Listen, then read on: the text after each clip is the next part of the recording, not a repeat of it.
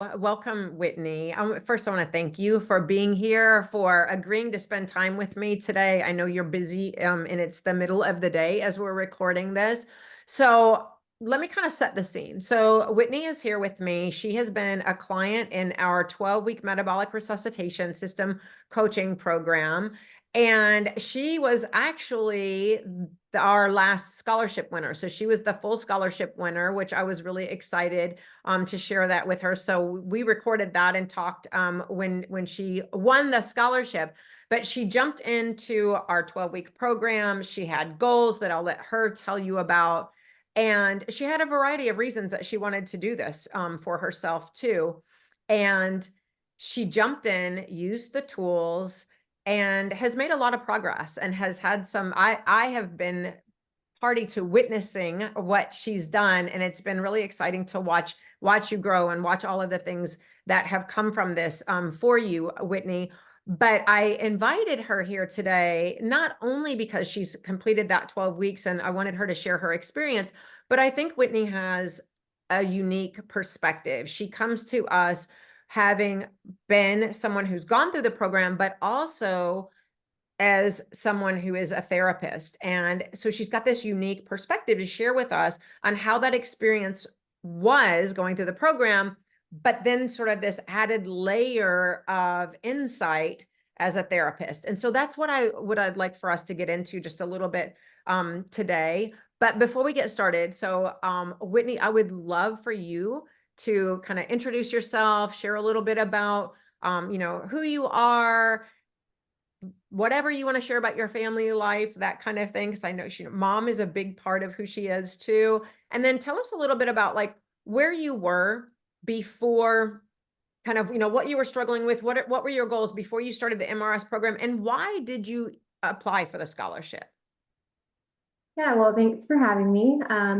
So again, I'm a licensed professional counselor. I've been running my own private practice for 4 years now, but have been doing this for 14 years. Um, Very busy being a business owner, as you know. And I have a 10 and a 12-year-old, both girls here at home, and so they keep me busy. The 10-year-old has some special needs, so that's another layer added in the busyness and just stress of it all. And so I knew that, like, just bringing into where I was coming from, I'm very busy. I was spending like an hour and a half at the gym every day, really trying to like grind and trying to focus on everything I learned in the past from other programs with nutrition and things. And it just wasn't working. And a lot of the stress with running a business and having kids was also pouring into that. And I had gained a lot of weight back that I had lost because of all of that cycle. And so I was just at a point to where I think I kind of hit my emotional limit, if you will. I was like having to constantly buy bigger clothes and refusing to buy anymore and just kind of trying to squeeze into yoga pants all the time. Um, and I also, my kids were getting older at that point. I have a daughter starting middle school. And so I was like, those are crucial years and I don't want her to see me like this up and down kind of yo-yo mentality. And so I was just like kind of at a crossroads coming from a family where I had three sisters.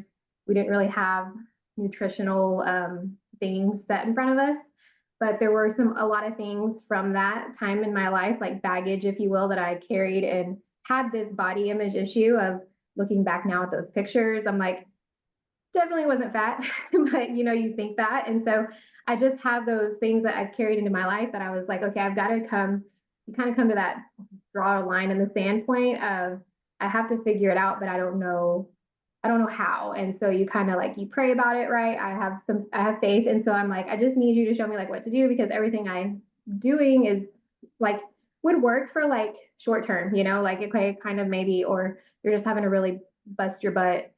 And so I wanted to be able to set a positive example for my girls of we're not just like always trying to lose weight, right? We're trying to live and have a healthy lifestyle at the same time. Um, and also trying to pay attention to like my thoughts and what I was saying out loud in front of them as they're getting older. And so I was really like, okay, I got to figure this out. And so like when I came across your information somehow on Facebook, I was like, man, it looks really good. I watched it for a little bit, like for a couple months. I was like, I don't know if that's me because I know I kind of fall a little on the younger side of, of things when it comes to that, but I was like, I really feel like I'm kind of in that cycle loop. I'm just like exhausted all the time, but because of just certain things with, COVID and everything that we have going on, and some of the issues with my daughter, that's a lot of where a lot of our money goes. And I was like, I can't really afford much. I mean, yes, I want to invest in myself, but I don't know like what that looks like. And so that's one reason why I was like, oh, she's doing the scholarship, I've got to apply. Um, and I really was intentional about it because I try to, anything I'm very passionate about, I try to set the intention for, right? And so it probably took me, when I saw that you were doing the scholarship, a few days to really just pray about it and ponder my thoughts. And I just sat one Friday morning and just like cried as I was writing everything up and was like, I don't know if this will, do it, but that's kind of like my raw moment of where I was coming from. And then you announced that I won. So that was very exciting. I Yeah. don't know if I answered all your questions. Yeah, you did. No, you did. And you said so many good things. I want to ask you like 10 different questions just from what you shared. But and I'm so glad that it worked out that way, that the timing was that I was doing the scholarship. And, as I read through those scholarship applications, it is it's joyous to be able to offer that, but it's really very difficult to read through, pour through those stories. A lot of women put so much into those applications, and it's like, you're deciding on this one person, right? And so I look for something that speaks to me. And it's almost hard to describe, but it's just like when I read it, it just like, does it speak to my heart and my soul? And your story absolutely did. And so I was really, really glad when we chatted, and I made the announcement, and you were very, very gracious and very grateful. And that always makes me feel like too, like this person really did want this, right? I want to pick somebody who wants it. But I think it's super interesting, so let me just kind of start here. It's super interesting that you say, well, you are on a little bit of the younger side of typically, the woman that we help with our program. And I get that quite frequently, actually. And so I think it's really interesting because I remember being like on the younger side of this transitional journey. And I remember now looking back at things that were clear indications that I was moving into the beginning stages of that change. But at the time, I didn't recognize those as the beginning stages. And I think that that's what I'm kind of hearing from you is, yeah, I kind of fit that, but I'm not really like, because I always talk about the over 40, over 50-year-old, right? And women will tell me. So I think it's a good thing for you to point out that a lot of women don't really recognize what's happening. And this transitional period can be like 15 years. And it is not uncommon at all that we start seeing signs of these changes and how hormonal changes impact our weight, our emotions, all of the things that you described that you were struggling with. Those beginning changes are the start of this transition. And in your 30s, it's not uncommon at all. I was in my 30s too when it started happening. So I want to kind of highlight that. Another thing that I think is interesting is you come at this from a perspective of being a licensed professional counselor. You mentioned that you're in private practice now. And so your practice is helping people. And I saw you have this unique perspective of kind of understanding sort of behind the curtain of what was going on, because our program isn't just nutrition or just workouts, right? And so talk to me a little bit about like what was that experience like, and was it helpful? How was it helpful? Like what from a counseling perspective do you see about the difference in what we do and how we incorporate that made a difference for you? That was a long rambling question. Did it make sense? No, it makes sense. It makes sense. I think I've always heard and learned that when you grow in one area, the others kind of follow, right? But you have to like intentionally grow in that area. I think a lot of people think they start a fitness program and like mentally they're going to start feeling better, which I mean, there is some connection there, but I think for me, the kicker was having the accountability to like actually um, sit and do the task at hand, like for the vault questions and things like that. Or just, I guess, having that awareness to really pay attention to what my body was responding to. So especially after some of the workouts, sometimes I would just cry, right? And you just have to allow yourself to cry and do those things. And that's very cathartic part of the process of, okay, but like, why am I crying? And just having that perspective to always be curious, I guess. That's just where I've always tried to encourage my clients when they're healing in any process, right? Like we're not judging, we're being curious instead. So like, why is this happening? Why is my body responding this way? Why am I feeling this way?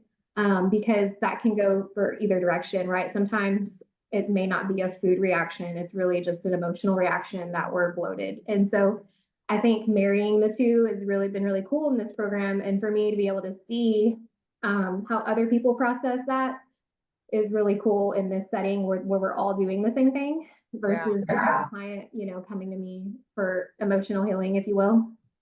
So just being able to kind of marry those and having that accountability to actually sit and walk through it. Because yes, even though I'm a counselor, I don't have all the answers for myself.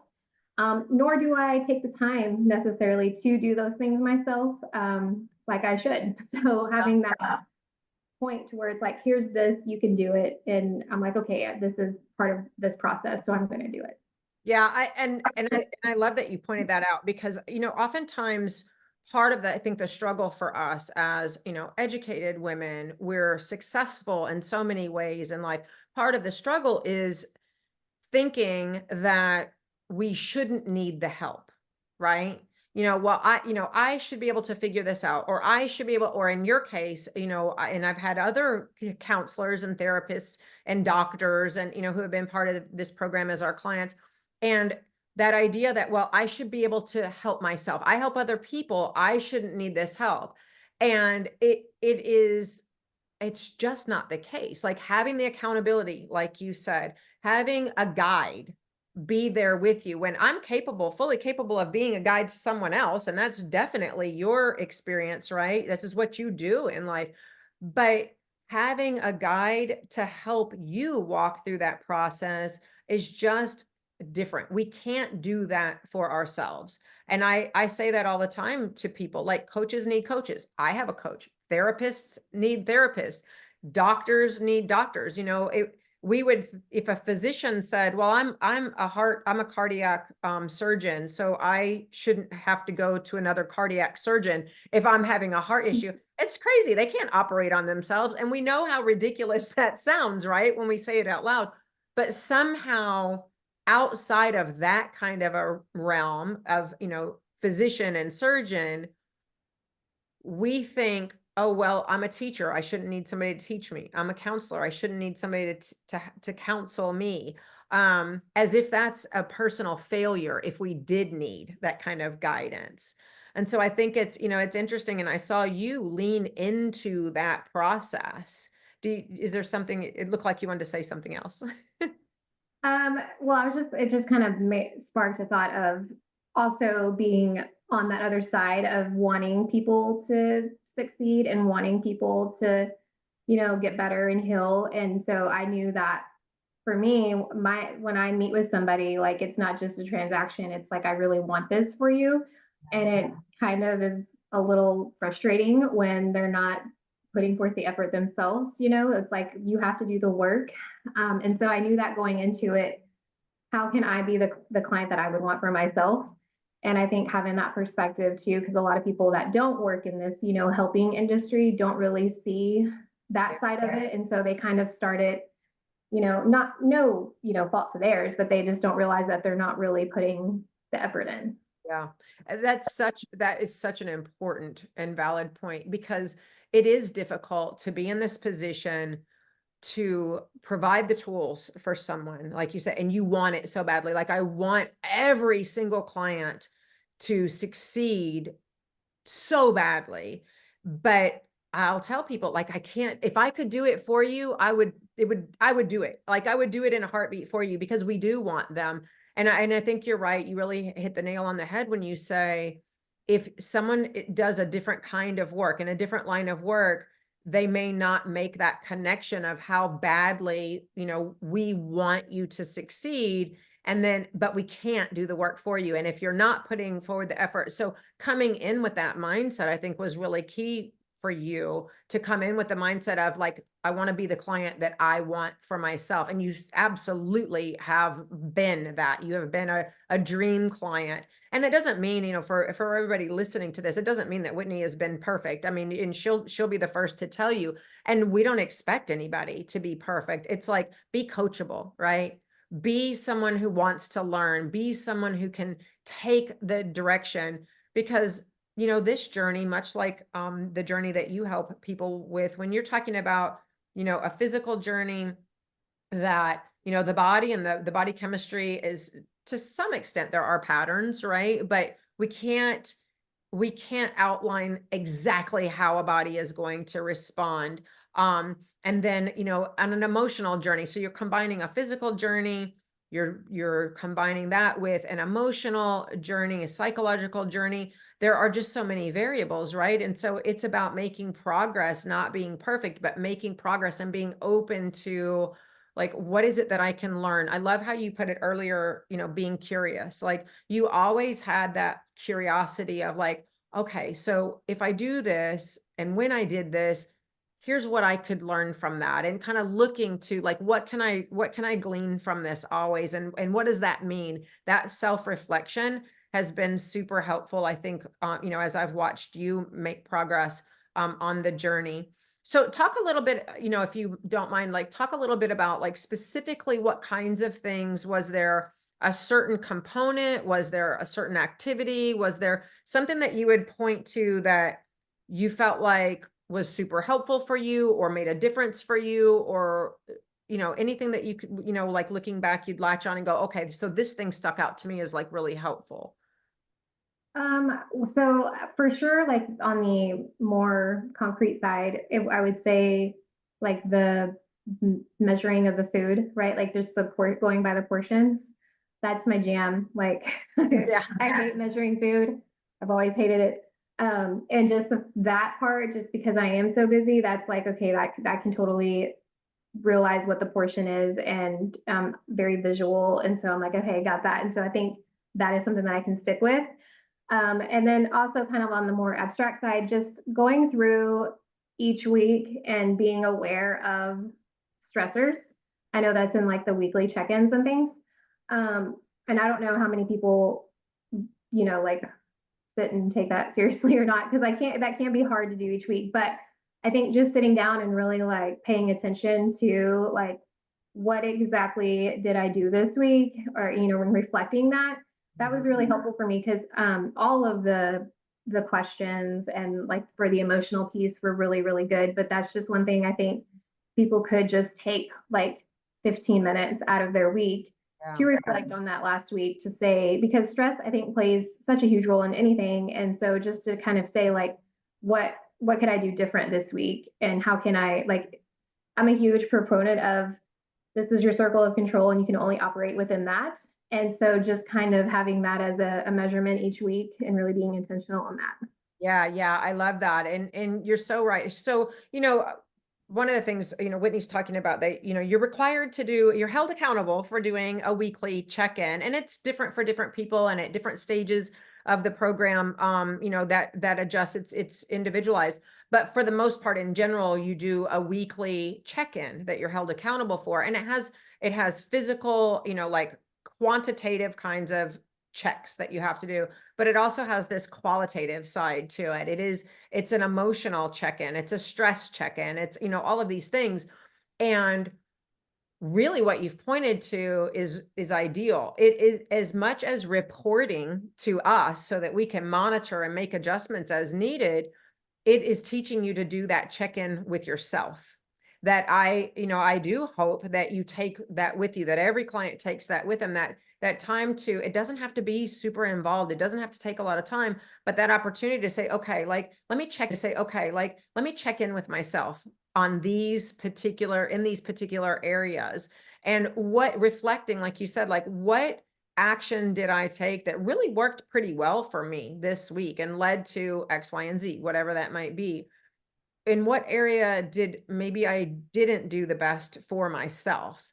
And there are ways that I could have within my control, like you pointed to, that I can do something differently this week that's going to help me. And that is, on the physical level, it's on the emotional level too. And so, yeah, it's great that resonated with you in that way. Cause yeah, I do hold your feet to the fire and make you accountable for it. But the goal is like, what is the goal ultimately is what we're doing. How can that become something that you can implement and sustain? How can you make that just part of what you do and who you are? And yeah, that's a great point about it. Um, there was something else that you mentioned that there's so many things that I want to ask you about what you said, but I love that you shared that part of like being curious and what can I take from this and how can I check in with myself about it? Because there are always going to be things that we can't control, right? And a big thrust of kind of, some of the tenets of the program are that how can we separate the stuff that we can't control from the things that we can? And even further, how do we think about the things that we can control? Like, what is the story that we're telling ourselves around that? And how much of that is really kind of like our thinking that we've packed around it versus like what the reality is? Like, what is that? If I can get that objective mindset, what's truly a circumstance and a fact here that I can have some impact on by the way that, the actions that I take. So that it is more than just a 12-week journey, but it's something that you can actually move the needle on how the rest of your life looks. Well, do you want to talk a little bit about like what would you say are your changes, your outcomes, what progress did you feel like you personally made over the last 12 weeks? So physically, I would say I've released, I don't like saying lost because somebody told me a while back that that is a mind, like it plays a game with your mind that you're going to find it again. So, so Yeah, I I always like that. Yeah. yeah. So ever since then, I've always tried to use, I've released 7 pounds Bless and release it. Yeah, I like that. and 22 inches overall. So that's pretty good, which That's mostly, amazing. yeah, I think so. And I just, because of that, clothes are fitting better. And that's the goal, right? I want to be able to fit more comfortably in the clothes that I have and feel good about that. And so that was a good start in the right direction. And I would also say maybe like just being able to kind of take the power away from the scale number. I obviously had to do a lot of that. That's a mind game I've had for probably my whole life. And so just I think it can go back to you being even in high school, I was a power lifter. And so you had to like be within a particular weight. And so you're just like, I think that's kind of where it stems from, right? Like, just, okay, I got to be in this weight. And then obviously, our society has no clue what BMI really is compared to like body composition. And so you get into your head a lot. So this program really helped me kind of, like it's just a number. I just need it to kind of track things. It doesn't kind of define where I'm at and who I am. Yeah, yeah, for sure. For sure. And you mentioned at the beginning your little girls and having that perspective, there's no way for us to know the power of the impact that'll have on their lives. From you taking that perspective in a really healthy way. Because like you said, it's all these little things that add up to kind of where we are right now, right? It's all these experiences, all the thoughts that we've had, all the, the time that we've lived to get here.